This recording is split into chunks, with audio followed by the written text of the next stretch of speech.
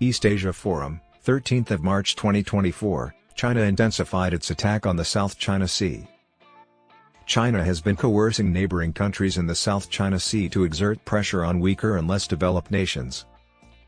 China's Coast Guard, CCG, and marine militia made more aggressive deployments, longer stays, and more significant numbers to the South China Sea in 2023 than in the past. The Philippine government has increased defense cooperation with the U.S. and its allies due to the Philippines becoming a focal point of maritime tensions. Admiral Samuel Paparo of the U.S. Pacific Fleet observed in November 2023 that Chinese personnel were carrying out directives to be more aggressive in their interactions with the Western military. The People's Liberation Army was criticized by U.S. Acting Deputy Secretary of Defense Mara Karlin for unprofessional and unsafe behavior in the same month. According to a January 2024 assessment, physical encounters between Philippine and Chinese ships increased at an alarming rate in the second half of 2023 while on routine rotation and resupply trips to Second Thomas Shoal. The Philippines took a more aggressive stance 2023 to protect its sovereignty within its exclusive economic zone. Philippine President Ferdinand Marcos Jr. launched a forceful transparency campaign to expose Chinese actions of intimidation and coercion in almost real time.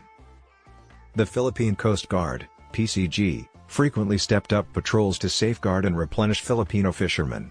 However, China opposed the West Philippine Sea patrols, arguing that they infringed upon its territorial rights. A spokesman for China's Southern Theater Command stated at the end of October 2023 that the Philippine Navy frigate had been warned off for trespassing in the waters surrounding Scarborough Shoal. China had challenged Philippine naval ships operating in the West Philippine Sea for the second time in 3 weeks. Low-tide height Second Thomas Shoal became a major flashpoint as China aggressively blocked Philippine rotation and resupply missions to the beached BRP Sierra Madre. In October, a significant incident occurred when 4 Philippine resupply boats were encircled and their passage barred by 7 Chinese vessels. In December 2023, a further incident occurred wherein CCG ships launched water cannons and collided with PCG warships. China stationed up to 27 boats around the Second Thomas Shoal later that month to stop resupply. Due to Chinese aggressiveness, the Marcos administration has increased its defense cooperation with the U.S. In February 2023, under the terms of the 2014 Enhanced Defense Cooperation Agreement, the Philippines allowed the U.S. temporary rotational access to 4 additional locations, increasing the total to 9 bases.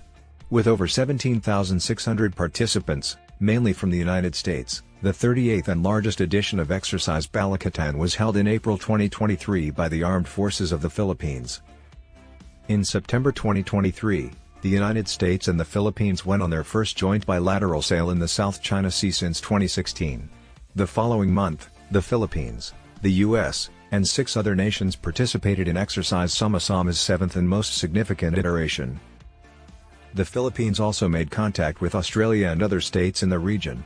To improve trilateral defense cooperation, the national security advisors from the U.S., Japan, and the Philippines met for the first time in June 2023.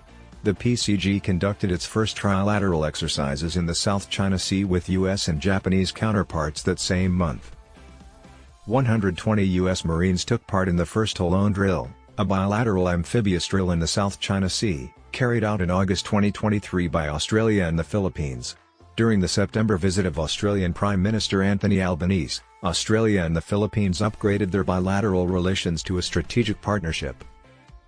Under Indonesia's leadership as ASEAN chair, significant progress was made in the negotiations to establish a Code of Conduct (COC) in the South China Sea. In February 2023, Indonesia was instructed to find new strategies/approaches to speed up the process of the COC negotiation by the 32nd ASEAN Coordinating Council meeting and ASEAN Foreign Ministers retreat.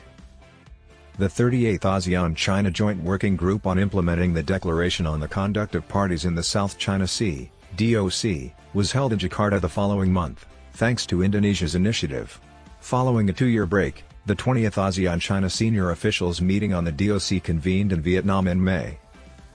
The second of the COC's 3 readings was finished when the 56th ASEAN Ministerial Meeting convened in Jakarta in July 2023.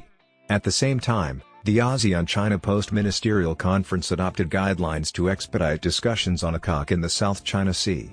Negotiators decided to finish the last COC in 3 years in October. Frustrated by the slow progress of negotiations, Marcos announced that he would confer with Vietnam, Malaysia, and other governments regarding a separate COC. In 2023, the Philippines took a more proactive stance to maintain its sovereign jurisdiction in the West Philippine Sea through intensified patrols, particularly near Second Thomas Shoal, in reaction to a noticeable uptick in Chinese actions in the South China Sea. Additionally, the Philippines significantly increased defense cooperation with the U.S. and its allies to strengthen its defenses and ward off potential Chinese attacks. If the Philippines improves defense facilities on other West Philippine Sea islands or goes beyond regular rotation and resupplies operations to the Second Thomas Shoal, tensions in the region may worsen in 2024.